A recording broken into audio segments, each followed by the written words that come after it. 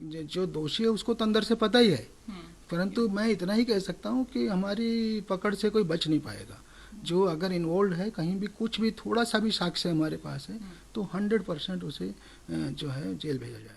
नमस्कार, आप देख रहे हैं उत्तराखंड तक और मैं हूं आपके साथ सरिता तिवारी। जिस तरह से आप देख रहे हैं कि UK triple SC paper leak का प्रकरण लगातार तूल पकड़ता जा रहा है, एक के बाद एक यहां पर गिरफ्तारियां भी सामने आ रही हैं। लेकिन अब इस मामले में अब तक क्या कुछ जांच हुई, इस पर खास बातचीत करने के लिए हमारे साथ यहां पर मौजूद हैं उत्तराखंड के डीजीपी अशोक कुमार जी। सर, आपका बहुत बहुत स्वागत है उत्तराखंड तक में। बहुत धन्यवाद सरिता जी।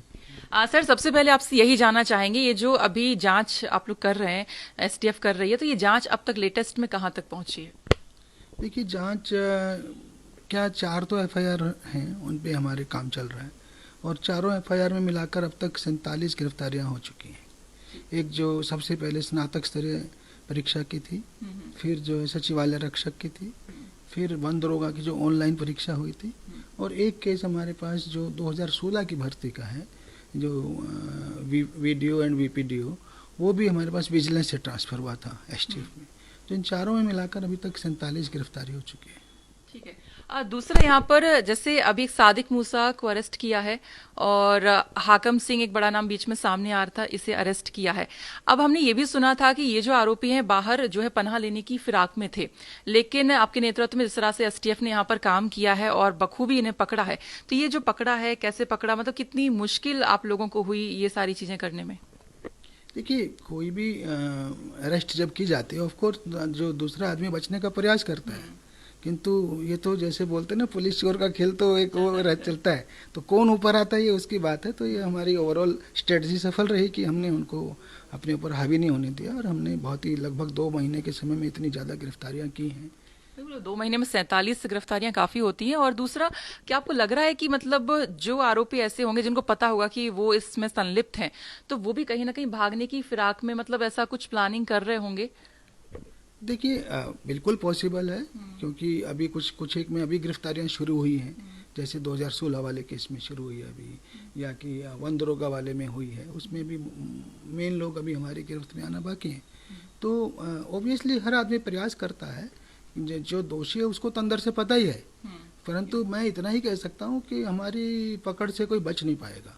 जो अगर इन्वॉल्व है कहीं भी, कुछ भी थोड़ा सा भी साक्ष्य हमारे पास है, तो 100% उसे जो है जेल भेजा जाएगा। ठीक है। और दूसरा, जिस हिसाब से जब ये एकदम मामला सामने आया था आप लोगों के पास, जब ये मामला आया और जब इसकी जांच आप लोगों ने शुरू की, तब ये मामला आप लोगों को कितना बड़ा लग रहा था, ये मतलब कहाँ तक जा सकता है? लेकिन उसके बाद अब जब ये 47 गिरफ्तारियां हो चुकी हैं, अब इसे आप किस नजरिए से देख रहे हैं कि अब ये और कितना बड़ा होने वाला है?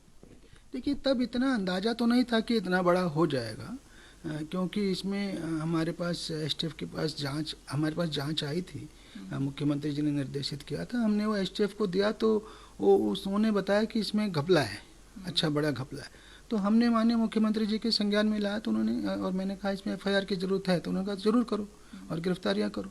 तो हमने एफआईआर की, गिरफ्तारियाँ करी। तब अंदाज़ा नहीं था इतना बड़ा होगा और इतने बड़े लेवल पर होगा। तो अब दिख रहा है कि काफ़ी बड़ा है, और उसी स्केल पे गिरफ्तारियां भी हो रही हैं। जिस तरह से हमने देखा, आप बताया कि मुख्यमंत्री के निर्देश में आप लोगों ने फिर एसटीएफ को इसकी जांच दी है। अभी जिस तरह की मतलब जांच चल रही है, चीजें सामने आ रही हैं, हाकम सिंह जैसों के जो मतलब फोटोज हैं नेताओं लोगों के साथ भी यहाँ पर दिख रही है, कहीं कोई सरकारी प्रेशर सरकार की तरफ से आप लोगों पर?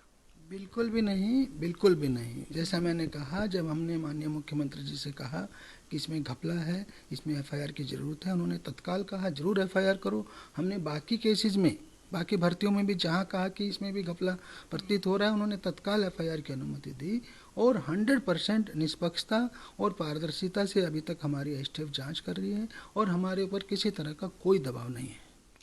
दूसरा, यहाँ पर जैसे अभी तक समझ में आ रहा था कि जो एक मेन सरगना है वो है सादिक मूसा, यहाँ पर एक लाइन खिंच गई थी कि ये ही मेन सरगना है। लेकिन क्या आपको लगता है कि इसके ऊपर भी इसके कनेक्शन काफी लोगों से हो सकते हैं? एक दूसरा से हाकम सिंह का था, इसको भी एक मेन लेकर चल रहे थे, लेकिन एक के बाद एक परतें खुल रही हैं। तो क्या लग रहा है कि ये जो कड़ियां हैं मतलब और ज्यादा फैली हुई हैं क्या? देखिए, मैं इसको लोगों को समझाने का प्रयास करता हूँ। एक प्रेस का मालिक है जो लखनऊ में प्रेस है, आरएमएस, जो, हाँ, सॉल्यूशंस करके जो है, तो वो कहीं ना कहीं मेन सूत्रधार वहाँ है। उसका मेन आदमी है सादिक मूसा। ओके। ठीक है, जो राजेश चौहान और उसका भाई गए हैं, उनका मेन आदमी सादिक मूसा। तो वो पेपर जब छाप रहे हैं, ठीक है ना, तो वो उस पेपर को बेचते हैं, ठीक है ना। जब वो लीक करेंगे तो किसी को बेचेंगे, जिनको बेचेंगे वो फर्दर आगे स्टूडेंट्स को बेचेंगे। तो हमें जो समझ आया कि मेन सूत्रधार तो ये लोग हो गए, सादिक मूसा और प्रेस वाले, ठीक है। फिर ये ढूंढते हैं ऐसे ऐसे छत्रप लोगों को जो अपने अपने एरिया से स्टूडेंट लाएंगे और इनको जो है पैसा फीड करेंगे, ठीक है। तो उसी में हाकम सिंह है, उसी में चंदन मनराल है, उसी में शशिकांत है और उसी में केंद्रपाल है।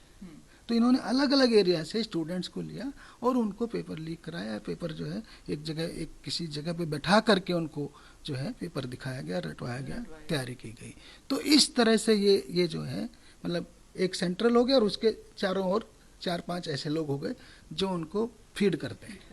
जैसे सादिक मूसा का यूपी जो कनेक्शन यहाँ पे निकला है, तो क्या आपको लगता है कि ये सिर्फ यूपी तक ही सीमित होगा? मतलब चांसेस क्या लग रहे हैं कि क्या और राज्यों में इसके कनेक्शन भी हो सकते हैं? मतलब क्योंकि अगर वो मतलब यहाँ तक नकल करवा सकता है, पेपर लीक यहाँ हो सकता है, तो कहीं और भी दे सकता है। संभव है, संभव है जी। सर, पुलिस दरोगा की भी जांच आप लोग कर रहे हैं, तो इसकी अगर जांच की बात करें, अब तक कितना अपडेट है इसमें? देखिए, हम जब ये जो सबसे पहला मुकदमा दर्ज हुआ था, एफआईआर दर्ज हुई थी, उसकी जांच में जब बड़े बड़े लोग गिरफ्तार हुए, तब हमें कहीं ना कहीं से कुछ सुराग मिले कि 2015 में जो पुलिस सब इंस्पेक्टर की भर्ती हुई थी उसमें भी कुछ लोग नकल वाले हो सकते हैं। तो उस संभावना को देखते हुए हमने राज्य सरकार से अनुरोध किया था कि इसकी विजिलेंस जांच करा दी जाए, क्योंकि विजिलेंस पुलिस विभाग के अधीन नहीं होता, ठीक है, क्योंकि भी पुलिस के दरोगा इन्वॉल्व हैं। तो इसलिए उसमें माननीय मुख्यमंत्री जी द्वारा विजिलेंस विभाग को उसकी जांच दी गई उस भर्ती की, और विजिलेंस विभाग उसमें तेजी से जांच कर रहा है। दूसरा हम देख रहे हैं कि आप लोग एक तरफ तेजी से जांच कर रहे हैं, लेकिन दूसरी तरफ उत्तराखंड की सड़कों पर युवा उतरे हैं और लगातार वो लोग सीबीआई जांच की बात कर रहे हैं। अब इस जांच में हम देख रहे हैं कि उत्तराखंड के बाद अब यूपी का भी कनेक्शन सामने आ गया, यानी दूसरा स्टेट भी यहाँ पर जुड़ गया है। तो क्या आपको लगता है कि एसटीएफ मतलब सक्षम है कि अगर और भी राज्यों से इसके कनेक्शन होते हैं तो वहां पर भी जाकर पूछताछ करेगी? मतलब वो अपनी लेवल पे कितना कर रहे हैं? देखिए, अभी तक आपने देखा हम यूपी से भी लोगों को पकड़ के ले आए, हमने कहीं से गिरफ्तारियां तो कम नहीं की हैं। 2 महीने में 47 गिरफ्तारियां की हैं। मुझे तो अपनी एसटीएफ पे पूरा विश्वास है कि बहुत अच्छा कर रही है, किंतु इसके बावजूद भी कुछ लोगों का अगर ऐसा लगता है कि सीबीआई और अच्छा कर लेगी तो मुझे तो कोई आपत्ति नहीं है। हम इतना ही अपने उत्तराखंड के युवाओं को आश्वस्त करना चाहेंगे कि एसटीएफ 100% निष्पक्षता से और पारदर्शिता से जांच कर रही है, उस पर भरोसा रखें। कई सारी परीक्षाएं हैं जिसकी आप लोग जांच कर रहे हैं। सबसे पहले हम बात करते हैं दरोगा की भर्ती की। यहाँ पर बात करें तो इसकी जांच कहाँ तक पहुंची है? पुलिस दरोगा या वन दरोगा? वन दरोगा। देखिए, वन दरोगा भर्ती ऑनलाइन भर्ती हुई थी 2021 में, और इसमें भी जब शिकायत हमारे पास आई तो ये अधीनस्थ चयन सेवा आयोग ने खुद ही भेजी बाद के लेट स्टेज में, और उसकी जांच हमारी बढ़ गई है, उसमें गिरफ्तारियां शुरू हो गई हैं। और इसमें आगे इनका जो जिन्होंने ये पेपर करवाया था, ठीक है ना, ऑनलाइन परीक्षा, उनका क्या रोल है, बाकी लोगों का क्या रोल है, आगे हमारी जांच बढ़ रही है। ये भी एक मतलब कहीं ना कहीं ऐसा लगता है ये रास्ता और आगे बढ़ेगा। मतलब ये जैसे एक होती है ऑफलाइन परीक्षा, ऑनलाइन परीक्षा। हम देख रहे थे किसी परीक्षा में जो है मतलब पहले आधे घंटे में ही कईयों ने सवाल जो है मतलब क्वेश्चन अटेम्प्ट किए, और कई ऐसे थे जहां पर 2.5 घंटे कुछ नहीं हुआ, लास्ट के मतलब हाफ एन आवर में सारा अटेम्प्ट हुआ है। तो ये जांच कैसे हो पाती है? मतलब इसमें ज्यादा क्या मतलब दिक्कत आती है पुलिस को? देखिए, ये उसी वजह से पकड़ा गया है, ये घोटाला उसी वजह से पकड़ा गया है कि कुछ ऐसे अभ्यर्थी थे जिन्होंने 2.5 घंटे तो कुछ नहीं किया और आखिरी के आधा घंटा में सब कुछ कर डाला। तो भाई ऐसा कहाँ से जादू आ गया? वहीं से डाउट आया।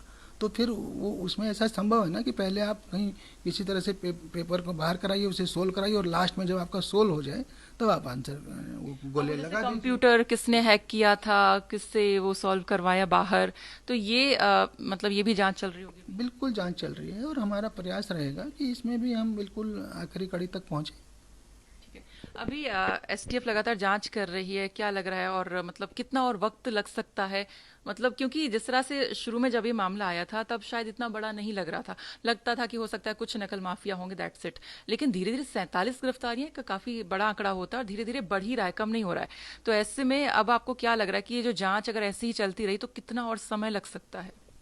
देखिए, जो जो नई जांचें जो 2 शुरू हुई हैं उसमें अभी गिरफ्तारियां शुरू हुई, आपने देखा ना, वन दरोगा वाली में, और जो 2016 की वीडियो वीपीडीओ भर्ती थी, तो ये अभी आगे बढ़ेंगी।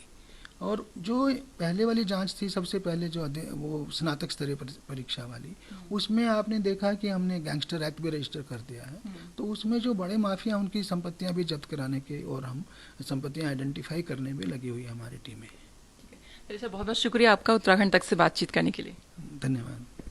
ये थे हमारे साथ डीजीपी अशोक कुमार जी, जिन्होंने यहाँ पर बताया कि जो जांच है बहुत पारदर्शी तरीके से बिना किसी सरकार के प्रेशर के यहाँ पर चल रही है और जल्द ही और भी गिरफ्तारियां इसमें होंगी, क्योंकि लगातार जिन जिन परीक्षाओं में गड़बड़ी है और जो भी जांच यहाँ पर पुलिस कर रही है, तो उसमें लगातार गिरफ्तारियां हो रही हैं और जांच लगातार आगे बढ़ रही है। मैं सरिता तिवारी, उत्तराखंड तक, देहरादून।